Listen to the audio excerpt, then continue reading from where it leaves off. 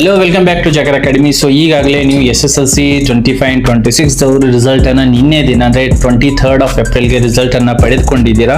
So ಇವಾಗ ಒಂದಿಷ್ಟು ಜನ NC ವಿದ್ಯಾರ್ಥಿಗಳು ಸಹಿತ ಆಗಿದ್ದಾರೆ, ಹಾಗೂ ಒಂದಿಷ್ಟು ಜನ ರಿಸಲ್ಟ್ ಅನ್ನ ಇಂಪ್ರೂವ್ಮೆಂಟ್ ಮಾಡ್ಕೊಳ್ಬೇಕು ಎನ್ನುವಂಥವರು ಕೂಡ ಇದ್ದೀರಾ. ಹಾಗೂ ಇನ್ನು ಕೆಲವೊಂದಿಷ್ಟು ಜನರಿಗೆ ಬಂದಿರುವಂತ ರಿಸಲ್ಟ್ ಆರ್ ಮಾರ್ಕ್ಸ್ ಇನ್ನು ಅವರಿಗೆ ಆತ್ಮತೃಪ್ತಿ ಇಲ್ಲ. ಸೊ ಹಾಗಾಗಿ ಅವ್ರು ಏನ್ ಮಾಡ್ಬೇಕು ಎನ್ನುವಂಥದ್ದಾದ್ರೆ ಅವರು ಮೊದಲಿಗೆ ಸ್ಕ್ಯಾನ್ ಕಾಪಿಯನ್ನು ತರಿಸ್ಕೊಳ್ಬೇಕು. ಇಲಾಖೆ ಈಗಾಗಲೇ ಸ್ಕ್ಯಾನ್ ಕಾಪಿ ತರಿಸ್ಕೊಳ್ಳಿಕ್ಕೆ ನಿನ್ನೆಯಿಂದನೇ ಡೇಟ್ ಪ್ರಾರಂಭ ಮಾಡಿದೆ, ಹಾಗೂ ರಿವ್ಯಾಲ್ಯೂಯೇಷನ್ ಕೂಡ ಡೇಟ್ ಅನ್ನ ಕೊಟ್ಟಿದ್ದಾರೆ. ಇದೆಲ್ಲ ಡೇಟ್ ಗಳನ್ನ ನೋಡೋಣ. ಸೊ ಸದ್ಯದ ಮಟ್ಟಿಗೆ ಫೋಟೋ ಕಾಪಿಯನ್ನ ಯಾವ ತರ ತರಿಸ್ಕೊಳ್ಬೇಕು, ಸ್ಕ್ಯಾನ್ ಕಾಪಿನ ಯಾವ ತರ ತರಿಸ್ಕೊಳ್ಬೇಕು, ಯಾವ ತರ ಅದು ಪ್ರೊಸೀಜರ್ ಇರುತ್ತೆ ಅನ್ನೋದನ್ನ ಲೈವ್ ಆಗಿ ಇವತ್ತಿನ ವಿಡಿಯೋದಲ್ಲಿ ತಿಳಿದುಕೊಳ್ಳೋಣ. ಸೊ ಹಾಗಾಗಿ ಸ್ಕಿಪ್ ಮಾಡದೆ ಕೊನೆವರೆಗೂ ಕೂಡ ಈ ಒಂದು ವಿಡಿಯೋವನ್ನು ವೀಕ್ಷಿಸ್ತಾ ಇರಿ. ಹಾಗೂ ಇನ್ನೂವರೆಗೂ ಯಾರು ಜಕರ್ ಅಕಾಡೆಮಿನ ಸಬ್ಸ್ಕ್ರೈಬ್ ಮಾಡಿಲ್ಲ ಅವರು ದಯವಿಟ್ಟು ಜಕರ್ ಅಕಾಡೆಮಿನ ಸಬ್ಸ್ಕ್ರೈಬ್ ಮಾಡ್ಕೊಳ್ಳಿ. ಸೊ ಬನ್ನಿ ತಡ ಮಾಡದೆ ವಿಡಿಯೋವನ್ನು ಪ್ರಾರಂಭ ಮಾಡೋಣ. ಸೊ ಮೊದಲಿಗೆ ಸ್ಕ್ಯಾನ್ ಕಾಪಿಯನ್ನ, ಫೋಟೋ ಕಾಪಿಯನ್ನ ಯಾವ ತರ ತರಿಸ್ಕೊಳ್ಬೇಕು ಎನ್ನುವಂಥದ್ರ ಬಗ್ಗೆ ಕಂಪ್ಲೀಟ್ ಪ್ರೊಸೀಜರ್ ಅನ್ನ ನಾವು ನೋಡುತ್ತಾ ಸಾಗೋಣ. 23rd of April ಇಂದ ಕೇವಲ 3 ಅಥವಾ 4 ದಿನ ಮಾತ್ರ ಇದಾವೆ, ಅಷ್ಟೇ ಸಮಯಾವಕಾಶ ಇರುವಂತದ್ದು. ಅಷ್ಟರೊಳಗಾಗಿ ನಮಗೆ ಸ್ಕ್ಯಾನ್ ಕಾಪಿಯನ್ನ ನಾವು ತರಿಸ್ಕೊಳ್ಬೇಕಾಗಿರುವಂತದ್ದು. ಸೊ ಕಂಪ್ಲೀಟ್ ಪ್ರೊಸೀಜರ್ ಯಾವ ತರ ಮಾಡ್ಕೊಳ್ಬೇಕು ಎನ್ನುವಂಥದ್ದನ್ನ ನಾವು ನೋಡ್ತಾ ಸಾಗೋಣ. ಸೊ ಮೊದಲನೇದಾಗಿ 2 ways ಇದೆ. ಒಂದು ಕರ್ನಾಟಕ ಆಪ್, ಕರ್ನಾಟಕ 1 ಎನ್ನುವಂತ ಆಪ್ ಮುಖಾಂತರ ಕೂಡ ತಗೊಳ್ಳೋದನ್ನ ಸಲ್ಲಿಸಬಹುದು, ಅಥವಾ ಡೈರೆಕ್ಟ್ ಆಗಿ ಆನ್ಲೈನ್ ಅಲ್ಲಿ ನಮ್ಮ KSEAB ವೆಬ್ಸೈಟ್ ಅಲ್ಲಿ ಕೂಡ ಹೋಗಿ ಅದನ್ನ ಸ್ಕ್ಯಾನ್ ಕಾಪಿಯನ್ನ ತರಿಸ್ಕೊಳ್ಬಹುದು. ಸೊ ಬನ್ನಿ ನಾವು KSEAB ಮುಖಾಂತರ ಯಾವ ತರ ಸ್ಕ್ಯಾನ್ ಕಾಪಿಯನ್ನು ತರಿಸ್ಕೊಳ್ಬೇಕು ಎನ್ನುವಂಥದ್ದನ್ನ ನೋಡ್ತಾ ಸಾಗೋಣ. ಎಸ್, ಫಸ್ಟ್ ಆಫ್ ಆಲ್ ನಮ್ಮ ಗೂಗಲ್ ಕ್ರೋಮ್ಗೆ ಹೋಗ್ಬೇಕು. ನಮ್ಮ ಲ್ಯಾಪ್ಟಾಪ್ ಆಗಿರ್ಬೋದು, ಮೊಬೈಲ್ ಆಗಿರ್ಬೋದು, ಸೇಮ್ ಪ್ರೊಸೀಜರ್ ಇರುತ್ತೆ. Yes, first of all KSEAB ಎನ್ನುವಂಥದ್ದನ್ನ ನಾವು ಕ್ಲಿಕ್ ಅನ್ನ ಮಾಡ್ಕೊಂತೀವಿ. ಈಗಾಗಲೇ ನಿಮಗೆ ಕಾಣ್ತಾ ಇರಬಹುದು ಕರ್ನಾಟಕ ಶಾಲಾ ಪರೀಕ್ಷೆ ಮತ್ತು ಮೌಲ್ಯ ನಿರ್ಣಯ ಮಂಡಳಿ. ಇಲ್ಲಿ ಹಲವಾರು ಯೋಜನೆಗಳಿದಾವೆ. ಆನ್ಲೈನ್ SSLC ಅಂತ ಇದೆ. ಎಸ್, ಇಲ್ಲಿ SSLC ಇಲ್ಲಿ ಮತ್ತಷ್ಟು ಓದಿ, ಇಲ್ಲಿ ಹೋದ್ರೂ ಕೂಡ ನಿಮಗೆ ಲಿಂಕ್ ಸಿಗುತ್ತೆ. ಆರ್ ಇಲ್ಲಿ ಆನ್ಲೈನ್ ಸೇವೆಗಳಲ್ಲಿ, ಎಸ್ ಎಲ್ಲಿ ಆನ್ಲೈನ್ ಸೇವೆಗಳಲ್ಲಿ ಕರ್ಸರ್ ಕಡೆಗೆ ಗಮನವಿರಲಿ. ಆನ್ಲೈನ್ ಸೇವೆಗಳಲ್ಲಿ SSLC ಮೇಲೆ ಕ್ಲಿಕ್ ಅನ್ನು ಮಾಡಿದ್ರೆ SSLC 2026 ಪರೀಕ್ಷೆ 1ರ ಉತ್ತರ ಪತ್ರಿಕೆಗಳ ಸ್ಕ್ಯಾನ್ ಪ್ರತಿ ಮರು ಎಣಿಕೆ ಅಥವಾ ಮರು ಮೌಲ್ಯಮಾಪನ ಬಗ್ಗೆ ಅನ್ನೋದು ಲಿಂಕ್ ಕಾಣಿಸ್ತಾ ಇದೆ. ಸೊ ಅದರ ಮೇಲೆ ನಾವು ಕ್ಲಿಕ್ ಅನ್ನು ಮಾಡ್ಕೊಂಡ್ರೆ ಎಸ್, ಈ ತರ ಒಂದು ನಮಗೆ ಇಂಟರ್ಫೇಸ್ ಓಪನ್ ಆಗುತ್ತೆ. ನೋಡಿ, ಇಲ್ಲಿ ಒಂದು ಇಂಪಾರ್ಟೆಂಟ್ ಡೇಟ್ ಗಳನ್ನ ಕೊಟ್ಟಿದ್ದಾರೆ. ಮೊದಲನೇದಾಗಿ receiving of online application for photo copy for SSLC 2026 ಎನ್ನುವಂಥದ್ದು ಏನಿದೆ, ಇದು ಏನಿದೆ ಅಂದ್ರೆ ಫೋಟೋ ಕಾಪಿ ತರಿಸ್ಕೊಳ್ಳಿಕ್ಕೆ ಡೇಟ್ ಯಾವಾಗಿಂದ ಪ್ರಾರಂಭ ಆಗಿದಾವೆ ಅಂದ್ರೆ 23 ಏಪ್ರಿಲ್ಗೆ ಆಲ್ರೆಡಿ ಸ್ಟಾರ್ಟ್ ಆಗಿದೆ. ಕ್ಲೋಸರ್ ಯಾವಾಗ ಆಫ್ ಆಗುತ್ತೆ, ಇದು ಲಾಸ್ಟ್ ಡೇಟ್ ಯಾವಾಗಿದೆ 26th of April ಅಲ್ಲಿವರೆಗೆ ಮಾತ್ರ ನಾವು ಫೋಟೋ ಕಾಪಿಗೆ ಅಪ್ಲಿಕೇಶನ್ ಅನ್ನು ಸಲ್ಲಿಸಬಹುದು. ಎಸ್, ಅದಾದ್ಮೇಲೆ ರಿವ್ಯಾಲ್ಯೂಯೇಷನ್ಗೆ ನೋಡ್ರಿ, receive of online application for retotalling for SSLC 2026 SSLC exam 1 ಅದು ಯಾವಾಗ ಸ್ಟಾರ್ಟ್ ಆಗುತ್ತೆ 28th of April ಅದು ಸ್ಟಾರ್ಟ್ ಆಗುತ್ತೆ. ಲಾಸ್ಟ್ ಡೇಟ್ ಯಾವಾಗಿದೆ, ರಿಸೀವಿಂಗ್ ಆಫ್ ಕ್ಲೋಸರ್ ಡೇಟ್ ಯಾವಾಗಿದೆ, ಕ್ಲೋಸರ್ ಡೇಟ್ ಅದಕ್ಕೆ retotalling last date 4th of May ಇದೆ. ಇದು ಇಂಪಾರ್ಟೆಂಟ್ ಡೇಟ್ಗಳಿದೆ, ಇದನ್ನು ನೆನಪಿಟ್ಕೊಳ್ಳಿ. ಎಸ್, ಅದರ ಕೆಳಗಡೆ ಇಲ್ಲಿ ನಿಮಗೆ ಕಾಣ್ತಾ ಇರಬಹುದು ಆನ್ಲೈನ್ ಅಪ್ಲಿಕೇಶನ್ ಅಂತ ಹೇಳಿ. ಸೊ ಸದ್ಯದ ಮಟ್ಟಿಗೆ ನಾವು ಫೋಟೋ ಕಾಪಿಯನ್ನು ತರಿಸ್ಕೊಳ್ಳೋಣ. ಇವತ್ತು 24th of April ಇದೆ.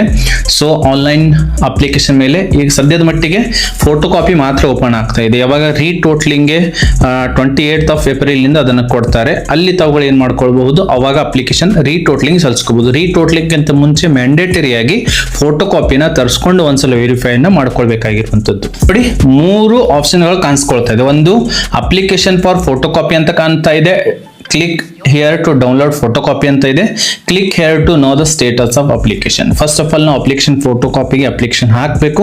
ತದನಂತರ ನಮಗೆ ಅಪ್ಡೇಟ್ ಕೊಡ್ತಾರೆ. 1 or 2 or 3 days ಅಲ್ಲಿ ನಮಗೆ ಫೋಟೋ ಕಾಪಿಯನ್ನು ಕಳಿಸ್ತಾರೆ. ಅದಾದ್ಮೇಲೆ ಸ್ಟೇಟಸ್ ಕೂಡ ಚೆಕ್ ಮಾಡ್ಕೊಳ್ಬಹುದು. ಫಸ್ಟ್ ನಮಗೆ ಏನ್ ಮಾಡಬೇಕಾಗಿದೆ, ಕ್ಲಿಕ್ ಫಾರ್ ಫೋಟೋ ಕಾಪಿ ಅಂತ ಇದೆ, ಅದರ ಮೇಲೆ ನಾನು ಕ್ಲಿಕ್ ಮಾಡ್ಕೊಂತೀನಿ. ಫಸ್ಟ್ ಏನ್ ಕೇಳುತ್ತೆ, ರಿಜಿಸ್ಟ್ರೇಷನ್ ನಂಬರ್ ಅನ್ನ ಕೇಳುತ್ತೆ. ಎಸ್, ರಿಜಿಸ್ಟ್ರೇಷನ್ ನಂಬರ್ ಅನ್ನ ಎಂಟ್ರಿ ಮಾಡ್ಕೊಳ್ಬೇಕು. ರಿಜಿಸ್ಟ್ರೇಷನ್ ಆದ್ಮೇಲೆ ವ್ಯೂ ಎನ್ನುವಂತ ಒಂದು ಟ್ಯಾಬ್ ಕಾಣುತ್ತೆ, ಅದರ ಮೇಲೆ ಕ್ಲಿಕ್ ಅನ್ನ ಮಾಡ್ಕೊಂಡ್ರೆ ಸ್ವಲ್ಪ ಹೊತ್ತು ಟೈಮ್ ತಗೊಳುತ್ತೆ. ಇಲ್ಲಿ ನಿಮ್ದೆಲ್ಲ ಹೆಸರು ಕೂಡ ಬರುತ್ತೆ, ಫಾದರ್ ನೇಮ್ ಬರುತ್ತೆ, ಮದರ್ ನೇಮ್ ಬರುತ್ತೆ, ಸೆಂಟ್ರ್ ಕೋಡ್ ಬರುತ್ತೆ, ನಿಮ್ಮ ಸ್ಕೂಲ್ ಕೋಡ್ ಕೂಡ ಬರುತ್ತೆ, ಟೋಟಲ್ ಮಾರ್ಕ್ಸ್ ಕೂಡ ಬರುತ್ತವೆ. ತದನಂತರ ಈಗ ಸದ್ಯದ ಮಟ್ಟಿಗೆ ನೋಡಿ 6 ವಿಷಯಗಳಲ್ಲಿ ನಿಮಗೆ ಇಂಟರ್ನಲ್ ಪ್ಲಸ್ ಎಕ್ಸ್ಟರ್ನಲ್ ಅಂದ್ರೆ ರಿಟರ್ನ್ ಎಕ್ಸಾಮ್ ಅಲ್ಲಿ ಎಷ್ಟು ಅಂಕಗಳು ಬಂದಿದ್ದಾವೆ ಎನ್ನುವಂಥದ್ರ ಬಗ್ಗೆ ಇಲ್ಲಿ ಎಲ್ಲನೂ ಕೂಡ ಫ್ರೀ ಆಗಿರುವಂತದ್ದು ನಿಮಗೆ ಮಾರ್ಕ್ಸ್ಗಳು ಇರ್ತವೆ. ಎಸ್, ನಿಮಗೆ ಯಾವ ಸಬ್ಜೆಕ್ಟ್ ಬೇಕಿದೆ ನೋಡಿ, ಇಲ್ಲಿ ಏನು ನಾವು ಚೇಂಜಸ್ ಮಾಡ್ಲಿಕ್ಕೆ ಸಾಧ್ಯ ಇಲ್ಲ. ಸಬ್ಜೆಕ್ಟ್ ಆರ್ ಸಬ್ಜೆಕ್ಟ್ಸ್ ಅಂತ ಇದೆ, ಇಲ್ಲಿ ನೋ ಎನ್ನುವಂಥದ್ದು ಬೈ ಡಿಫಾಲ್ಟ್ ಆಗಿರುತ್ತೆ.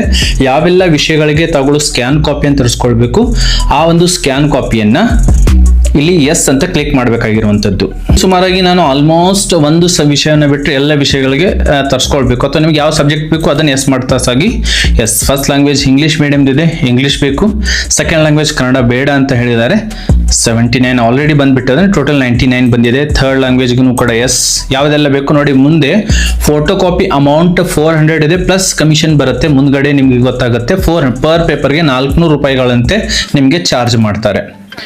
ಎಸ್ ಎಲ್ಲದಕ್ಕೂ ಕೂಡ ಯಾಷ್ಟು ಬೇಕು, ಯಾವೆಲ್ಲ ವಿಷಯಗಳಿಗೆ ಬೇಕು ಅದಕ್ಕೆಲ್ಲವನ್ನ ಎಸ್ ಮಾಡ್ತಾ ತಗೊಳ್ಳು ಸಾಕ್ತಾ ಇರಬೇಕು. ಎಸ್, ಇಲ್ಲಿ ಟೋಟಲ್ ಅಮೌಂಟ್ ಎಷ್ಟಾಗುತ್ತೆ ಅನ್ನೋದನ್ನು ಕೂಡ ಇಲ್ಲಿ ಕೊಟ್ಟಿದ್ದಾರೆ. ಅದಾದ್ಮೇಲೆ ಇಲ್ಲಿ ಕ್ಯಾಂಡಿಡೇಟ್ ಮೊಬೈಲ್ ನಂಬರ್ ಅಂತ ಕೇಳ್ತಾ ಇದ್ದಾರೆ. ಈ ಒಂದು ಮೊಬೈಲ್ ನಂಬರ್ ನಿಮಗೆ ಚೆನ್ನಾಗಿ ಹಾಕಬೇಕಾಗಿರುವಂಥದ್ದು, ಯಾಕಂದ್ರೆ ಈ ಒಂದು ಮೊಬೈಲ್ ನಂಬರ್ಗೆ OTP ಬರುತ್ತೆ, ವಾಟ್ಸಪ್ಗೂ ಕೂಡ ಇಲ್ಲಿ ಮೆಸೇಜ್ ಬರುತ್ತೆ, ಸರಿನಾ? ಸೊ ಇಲ್ಲಿ ನಿಮಗೆ ಕನ್ಸರ್ನ್ ಇರುವಂತಹ ಮೊಬೈಲ್ ನಂಬರನ್ನು ಎಂಟ್ರಿ ಮಾಡ್ಕೊಳ್ಳಿ. ನಂಬರ್ನ ಒಂದ್ಸಲ ವೆರಿಫೈ ಅನ್ನ ಮಾಡ್ಕೊಂಡಾದ್ಮೇಲೆ ತಾವುಗಳು ಇಲ್ಲಿ ಕೆಳಗಡೆ ಸ್ಟೂಡೆಂಟ್ ಪೋಸ್ಟಲ್ ಅಡ್ರೆಸ್ ಅಂತ ಕೇಳಿದ್ದಾರೆ. ನಿಮ್ಮ ವಿಳಾಸವನ್ನ ತಗೊಳ್ಳಿ ಹಾಕಬೇಕಾಗಿರುವಂಥದ್ದು. ಎಸ್, ಇಲ್ಲಿ ನಿಮ್ಮ ವಿಳಾಸನ ಹಾಕೊಳ್ಳಿ. ನಾನು ನಮ್ಮ ವಿಳಾಸವನ್ನು ಹಾಕೊಳ್ತಾ ಇದ್ದೀನಿ. ಇವಾಗ ಜನರೇಟ್ OTP ಅಂತ ಏನಿದೆ, ಇಲ್ಲಿ ಮೇಲ್ಗಡೆ ತಗೊಳ್ಳಿ ಏನು ಮೊಬೈಲ್ ನಂಬರ್ನ ಕೊಟ್ಟಿದ್ದೀರಾ, ಈ ಒಂದು ಮೊಬೈಲ್ ನಂಬರ್ಗೆ OTP ರಿಸೀವ್ ಆಗುತ್ತೆ. ಎಸ್, ಜನರೇಟ್ OTP ಅಂತ ನಾನು ಕ್ಲಿಕ್ ಅನ್ನ ಮಾಡ್ತೀನಿ. ಎಸ್, ಇಲ್ಲಿ ಸ್ವಲ್ಪ ಸಮಯ ತೆಗೆದುಕೊಳ್ಳುತ್ತೆ. ಎಸ್, OTP ಏನ್ ಬರುತ್ತೆ ಅದನ್ನ ಎಂಟ್ರಿ ಮಾಡಿ. OTP ರಿಸೀವ್ ಆಗುತ್ತೆ. OTP ಅನ್ನು ಎಂಟ್ರಿ ಮಾಡಿದ ತಕ್ಷಣ ಸಬ್ಮಿಟ್ ಮೇಲೆ ಕ್ಲಿಕ್ ಅನ್ನ ತಗೊಳ್ಳಿ ಮಾಡಬೇಕಾಗಿರುವಂತ ಸ್ವಲ್ಪ ಸಮಯವನ್ನ ತೆಗೆದುಕೊಳ್ಳುತ್ತೆ. Please note down application number ಅಂತ ಇದೆ. ಸೊ ಈ ಒಂದು ಅಪ್ಲಿಕೇಶನ್ ನಂಬರ್ ನಮಗೆ ಸ್ಟೇಟಸ್ ಅನ್ನ ನೋಡೋದಕ್ಕೆ ಬಹಳಷ್ಟು ಇಂಪಾರ್ಟೆಂಟ್ ಆಗಿರುವಂತ. ಬೇಕಿದ್ರೆ ಅದನ್ನ ಫೋಟೋ ತೆಗೆದುಕೊಳ್ಳಿ ಅಥವಾ ಅಪ್ಲಿಕೇಶನ್ ನಂಬರ್ ಸ್ಕ್ರೀನ್ ಶಾಟ್ ಅನ್ನು ತೆಗೆದುಕೊಳ್ಳಿ. ನಾವು ಸಬ್ಮಿಟ್ ಅನ್ನು ಕೊಡ್ತೀವಿ. Make a payment. Your GST number for photo copy is, ಅದನ್ನು ಕೂಡ ಆಗಿದೆ. And your application will be considered only after successful payment. So ಇವಾಗ ನಾವು ಮೇಕ್ ಪೇಮೆಂಟ್ ಮೇಲೆ ಕ್ಲಿಕ್ ಅನ್ನು ಮಾಡಬೇಕಾಗಿರುವಂಥದ್ದು. ಮೇಕ್ ಪೇಮೆಂಟ್ ಮೇಲೆ ನಾನು ಕ್ಲಿಕ್ ಅನ್ನು ಮಾಡ್ತೀನಿ. ನಮಗೆ ದುಡ್ಡನ್ನು ಹಾಕಬೇಕಾಗಿರುವಂಥದ್ದು. Cash payment through challan. ನೋಡಿ, 2 ವೇಸ್ಗಳಿದ್ದಾವೆ. ಒಂದು ಆನ್ಲೈನ್ ಮುಖಾಂತರ ಕೂಡ ಪೇಮೆಂಟ್ ಮಾಡ್ಕೊಳ್ಬಹುದು, ಅಥವಾ ಕ್ಯಾಶ್ ಪೇಮೆಂಟ್ನು ಕೂಡ ಚಲನನ ಡೌನ್ಲೋಡ್ ಮಾಡ್ಕೊಂಡು ಹೋಗಿ ಬ್ಯಾಂಕ್ಗೆ ಸಬ್ಮಿಷನ್ ಮಾಡ್ಕೊಂಡು ಟೈಮ್ ಆಗುತ್ತೆ. ಹಾಗಾಗಿ ಬೆಟರ್ ನಿಮ್ಗೆ ಹತ್ರ ಕ್ರೆಡಿಟ್ ಕಾರ್ಡ್ ಇರ್ಬೋದು, ಡೆಬಿಟ್ ಕಾರ್ಡ್ ಇರ್ಬೋದು, ಆರ್ ಆನ್ಲೈನ್ ಬ್ಯಾಂಕಿಂಗ್ನು ಸಹಿತ ಇರ್ಬೋದು. ಸೊ ನಾನು ಒಂದು ಡೆಬಿಟ್ ಕಾರ್ಡ್ ಮುಖಾಂತರ ಅಪ್ಲೈ ಅನ್ನ ಮಾಡ್ತಾ ಇದ್ದೀನಿ. ಆನ್ಲೈನ್ ಪೇಮೆಂಟ್ ಅಂತ ನಾನು ಸೆಲೆಕ್ಟ್ ಅನ್ನು ಮಾಡ್ಕೊಳ್ತೀನಿ. ನೋಡಿ, ಆನ್ಲೈನ್ ಪೇಮೆಂಟ್ ಯಾವ್ದ್ರ ಮುಖಾಂತರ? ಕರ್ನಾಟಕ ಒನ್ ಮುಖಾಂತರ ನಾವು ಹೋಗ್ತೀವಿ. ತದನಂತರ ಇಲ್ಲಿ ನಾನು ಏನ್ ಮಾಡ್ತೀನಿ, ಸಬ್ಮಿಟ್ ಅನ್ನ ಕೊಡ್ತೀನಿ. ಎಸ್, ಪೇ ನೌ ಅಂತ ಇದೆ. ಪೇ ನೌ ಮೇಲೆ ಎಷ್ಟು ಅಮೌಂಟ್ ಇದೆ ಅಷ್ಟೆಲ್ಲ ಅಮೌಂಟ್ ಇಲ್ಲಿ ಬರುತ್ತೆ. ಅಷ್ಟು ನಾವು ಇಮೇಲ್ ಹಾಕಿದ್ದಿಲ್ಲ, ಬೈ ಡಿಫಾಲ್ಟ್ ಆಗಿ abc@gmail.com ತೆಗೆದುಕೊಳ್ಳುತ್ತೆ. ಇದೆಲ್ಲನೂ ಕೂಡ ನಮ್ಮ ಡೀಟೇಲ್ಸ್ ಕೊಡುತ್ತೆ. ಪೇ ನೋ ಮೇಲೆ ನಾನು ಕ್ಲಿಕ್ ಮಾಡ್ತೀನಿ. ಎಸ್, ಪೇ ನೋ ಆದ್ಮೇಲೆ ಎಸ್ ಇಲ್ಲಿ ತಾವು ನೋಡಬಹುದು select your payment get way ಅಂತ ಇದೆ. ನಾವು ರೋಸರ್ ಪೇ ಅನ್ನ ಸೆಲೆಕ್ಟ್ ಮಾಡ್ಕೊಂತೀನಿ. ಏನೇನು ಮಾಡ್ಕೊಂತೀನಿ? ರೋಸರ್ ಪೇ ಹಾಗೂ NTT ಡಾಟಾ ಎನ್ನುವಂಥದ್ದು 2 ಪೇಮೆಂಟ್ ಮೆಥಡ್ಗಳಿದೆ. ತಾವು ರೋಸರ್ ಪೇ ಅನ್ನ ಮಾಡ್ಕೊಳ್ಳಿ. ಎಸ್, 10 ರೂಪಾಯಿ ಚಾರ್ಜ್ ಅನ್ನ ತೆಗೆದುಕೊಳ್ಳಿ. ಇಲ್ಲಿ ಪೇಮೆಂಟ್ ಮೋಡ್ ಅಂತ ಕೇಳ್ತೇವೆ ನೋಡ್ರಿ. RP UPI ಇದೆ, ನೆಟ್ ಬ್ಯಾಂಕಿಂಗ್ ಇದೆ, ಕ್ರೆಡಿಟ್ ಆರ್ ಡೆಬಿಟ್ ಕಾರ್ಡ್ ಇದೆ. ನಾನು ಕ್ರೆಡಿಟ್ ಆರ್ ಡೆಬಿಟ್ ಕಾರ್ಡ್ ಮುಖಾಂತರ ಕೊಡ್ತಾ ಇದ್ದೀನಿ. ಸೊ 2000 ಆಗಿತ್ತು, 2010 ರೂಪಾಯಿ ಅವರು ಯೂಸರ್ ಚಾರ್ಜಸ್ ಅನ್ನು ತೆಗೆದುಕೊಳ್ತಾರೆ. ಕಂಟಿನ್ಯೂ ಫಾರ್ ಪೇಮೆಂಟ್ ಅಂತ ಇದೆ, ಓಕೆ ಅಂತ ಕೊಡ್ತೀನಿ. ಸ್ವಲ್ಪ ಟೈಮ್ ತೆಗೆದುಕೊಳ್ಳುತ್ತೆ. ನಮ್ಮ mobile number, registration number. Yes, ಸ್ವಲ್ಪ ವೇಟ್ ಮಾಡಿ. ಏನೋ ಇಲ್ಲಿ ಡಿಸ್ಟರ್ಬ್ ಮಾಡೋದಕ್ಕೆ ಹೋಗಬೇಡಿ. ಸ್ವಲ್ಪ ಹೊತ್ತು ತಾವು ಕಾಯ್ಕೊಳ್ಳಿ. ಆಮೇಲೆ ಆಟೋಮೆಟಿಕ್ ಆಗಿ ನೋಡಿ ಕಾರ್ಡ್ ನಂಬರ್ ಎಂಟ್ರಿ ಮಾಡ್ರಿ ಅಂತ ಕೇಳ್ತಾ ಇದೆ. ಕಾರ್ಡ್ ನಂಬರ್ ಅನ್ನ ನಾನು ಎಂಟ್ರಿ ಮಾಡ್ತೀನಿ. ಸೆಕ್ಯೂರಿಟಿ ಪರ್ಪಸ್ ಅದನ್ನು ಬ್ಲರ್ನು ಕೂಡ ಮಾಡಿರ್ತೀನಿ. ಎಸ್, ನೆಕ್ಸ್ಟ್ ಎಲ್ಲ ಡೀಟೇಲ್ಸ್ ಕರೆಕ್ಟ್ ಆಗಿ ಫಿಲ್ಅಪ್ ಮಾಡಿದ ಮೇಲೆ ಕಂಟಿನ್ಯೂ ಮೇಲೆ ಕ್ಲಿಕ್ ಅನ್ನ ಮಾಡಿ. ತದನಂತರ OTP ಬರುತ್ತೆ. OTP ಕಾರ್ಡ್ ಡೀಟೇಲ್ಸ್ ಯಾರಿಗಿದೆ ಅವರಿಗೆ OTPನೂ ಕೂಡ ಬರುತ್ತೆ. ಇನ್ನೊಂದು OTP ಬರುತ್ತೆ, ಡಬಲ್ ವೆರಿಫೈ ಆಗುತ್ತೆ. ಇನ್ನೊಂದ್ಸಲ OTP ಬರುತ್ತೆ.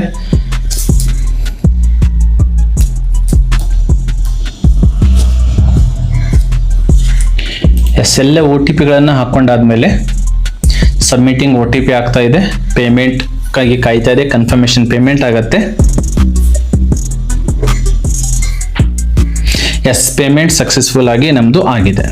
ಪೇಮೆಂಟ್ ಸಕ್ಸಸ್ಫುಲ್ ಆಗಿ ಆಗಿದೆ. ಬೇಕಿದ್ರೆ ಇದನ್ನ ಕಾಪಿಯನ್ನು ಮಾಡ್ಕೊಳ್ಬಹುದು. ಪೇಮೆಂಟ್ ಸಕ್ಸಸ್ಫುಲ್ ಆದಮೇಲೆ ಸ್ವಲ್ಪ ಹೊತ್ತು ಅಲ್ಲೇ ಸ್ಟೇ ಇರಿ. ಎಸ್, ಇಲ್ಲಿ ನೋಡಿ ಎಷ್ಟೆಷ್ಟು ಅಮೌಂಟ್ ನಮ್ಮದು ಕಟ್ ಆಗಿದೆ ಅನ್ನೋದನ್ನು ಕೂಡ ಇಲ್ಲಿ ಬರುತ್ತೆ. ಇದನ್ನು ಬೇಕಿದ್ರೆ ಪ್ರಿಂಟ್ ಅನ್ನು ತೆಗೆದುಕೊಳ್ಳಿ ಅಥವಾ ಬೇಕಿದ್ರೆ ಫೋಟೋವನ್ನು ಸಹಿತ ತೆಗೆದುಕೊಳ್ಬಹುದು. ಎಸ್, ನಾನು ಮೊಬೈಲ್ ಮುಖಾಂತರ ಅದನ್ನು ಫೋಟೋ ತೆಗೆದುಕೊಳ್ತೀನಿ. ಬೇಕಿದ್ರೆ ಪ್ರಿಂಟ್ ಮೇಲೆ ಕ್ಲಿಕ್ ಅನ್ನು ಮಾಡಿದ್ರೆ ಪ್ರಿಂಟ್ನು ಕೂಡ ಅದರದ್ದು ಡೌನ್ಲೋಡ್ ಆಗುತ್ತೆ. ನೋಡಿ ಇಲ್ಲಿ ಪ್ರಿಂಟ್ ಏನಾಗಿದೆ, ನಂದು ರಿಸಿಪಿಯೆಂಟ್ ಇಲ್ಲಿ ಡೌನ್ಲೋಡ್ ಆಗಿದೆ. ಎಷ್ಟು ಅಮೌಂಟ್ ಕಟ್ ಆಗಿದೆ, ಏನಾಗಿದೆ ಅನ್ನುವಂಥದ್ದು ಕೂಡ ಸಂಪೂರ್ಣವಾಗಿ ಡೀಟೇಲ್ ನಮಗೆ ಇಲ್ಲಿ ಗೊತ್ತಾಗುತ್ತೆ. ಇಷ್ಟು ನಮ್ಮದು ಕರೆಕ್ಟ್ ಆಗಿ ಆಯಿತು. ಇವಾಗ ಪೇಮೆಂಟ್ನು ಕೂಡ ಆಗಿದೆ. ತದನಂತರ ಇಲ್ಲಿ ಮತ್ತೆ ನಾವು ಎಲ್ಲಿ ಹೋಗಬೇಕು, ಸ್ಕ್ಯಾನ್ ಕಾಪಿಯಲ್ಲಿ ಕ್ಲಿಕ್ ಅನ್ನು ಮಾಡ್ಕೊಂಡಾದ್ಮೇಲೆ ನಮ್ಮ ಪೇಮೆಂಟ್ ಕರೆಕ್ಟಾಗಿ ಆಗಿದೆಯೋ ಇಲ್ಲೋ, ತದನಂತರ ಅಪ್ಲಿಕೇಶನ್ ಕರೆಕ್ಟಾಗಿ ಆಗಿದೆಯೋ ಇಲ್ಲೋ ಅದನ್ನೆಲ್ಲ ನಾವು ನೋಡ್ಕೊತ ಸಾಗಬಹುದು. Click here to know the status for application ಅಂತ ಇದೆ, ಅದರ ಮೇಲೆ ನಾನು ಕ್ಲಿಕ್ ಅನ್ನು ಮಾಡ್ತೀನಿ ಪೇಮೆಂಟ್ ಆಗಿದಿಲ್ಲ ಅಂತ ಹೇಳಿ. ಇಲ್ಲಿ ನೋಡಿ ಎಂಟರ್ ಯುವರ್ ಅಪ್ಲಿಕೇಶನ್ ನಂಬರ್ ಅಂತ ಇದೆ. ಅವಾಗಿಂದ ನಾವು ಅಪ್ಲಿಕೇಶನ್ ನಂಬರ್ ಏನು ಕೊಟ್ಟಿದ್ರು ಆ ಒಂದು ಅಪ್ಲಿಕೇಶನ್ ನಂಬರ್ ಅನ್ನ ನಾವು ಆಲ್ರೆಡಿ ಫೋಟೋ ತೆಗೆದುಕೊಂಡಿದ್ವಿ ಆರ್ ಬರ್ಕೊಂಡು ಇಟ್ಕೊಂಡಿದ್ವಿ. ಎಸ್, ಅದು ಅಪ್ಲಿಕೇಶನ್ ನಂಬರ್ ಏನಿರುತ್ತೆ, ಸ್ಟಾರ್ಟಿಂಗ್ ನಮ್ಮ ಹಾಲ್ ಟಿಕೆಟ್ ನಂಬರ್ ಇರುತ್ತೆ, ರ್ಯಾಂಡಮ್ ಆಗಿ ಮತ್ತೆ 4 ಡಿಜಿಟ್ ಬೇರೆ ಇರ್ತವೆ. ಸೊ ಅದನ್ನ ತಗೊಳ್ಳು ಕನ್ಫರ್ಮ್ ಮಾಡ್ಕೊಳ್ಳಿ ಒಂದ್ಸಲ.